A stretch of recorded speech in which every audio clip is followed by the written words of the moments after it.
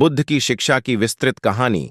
गौतम बुद्ध अपने शिष्यों के साथ कई गांवों में घूमकर लोगों को धर्म और जीवन का सही मार्ग दिखाते थे। एक दिन वे अपने शिष्यों के साथ एक ऐसे गांव पहुंचे जहां के लोग उनके प्रति काफी नाराज थे। जैसे ही बुद्ध गांव में पहुंचे, लोगों ने उनका अपमान करना शुरू कर दिया। कुछ लोगों ने उन्हें गालियां दीं और कुछ ने पत्थर तक फेंके। बुद्ध शांत खड़े रहे। उनके चेहरे पर कोई क्रोध या असंतोष का भाव नहीं था। यह देखकर उनके शिष्य असमंजस में पड़ गए।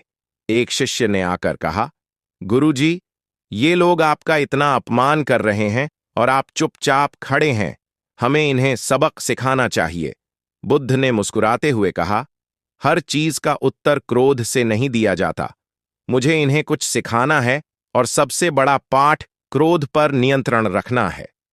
गुस्से का जवाब देने का तरीका बुद्ध ने गांव वालों को संबोधित करते हुए कहा, यदि कोई तुम्हें उपहार देने आए और तुम उसे स्वीकार न करो, तो वह उपहार किसके पास रहेगा?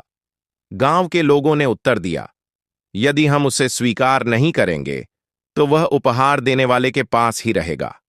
बुद्ध ने मुस्कुराते हुए कहा, ठीक वैसे ही, जब तुम मुझे गालियां देते हो और मैं उन्हें स्वीकार नहीं करता, तो वे तुम्हारे पास ही रह जाती हैं।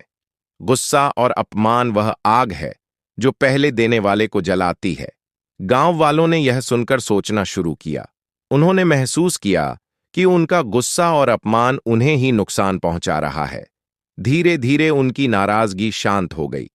उन्होंने बुद्ध के पैरों में गिरकर माफी मांगी और उनके उपदेश सुनने का आग्रह किया। दूसरा उदाहरण, बुद्ध ने अपनी शिक्षा को और स्पष्ट करने के लिए एक और उदाहरण दिया। उन्होंने कहा, अगर कोई नदी बह रही है और तुम उसमें पत्थर फेंको, तो क्या नदी रुक जाएगी? गांव के लोगों ने कहा, नहीं, नदी तो बहती रहेगी। बुद्ध ने कहा, ठीक वैसे ही, यदि तुम्हारे जीवन में कोई गुस्से या अपमान के पत्थर फेंके, तो तुम उस बहती हुई नदी की तरह शांत रहो। तुम्हारी शांति किसी भी नकारात्मकता को कमजोर कर देगी। शिक्षा 1, गुस्सा और अपमान को अपने ऊपर हावी न होने दें। 2, हर समस्या को शांत और धैर्य के साथ हल करें।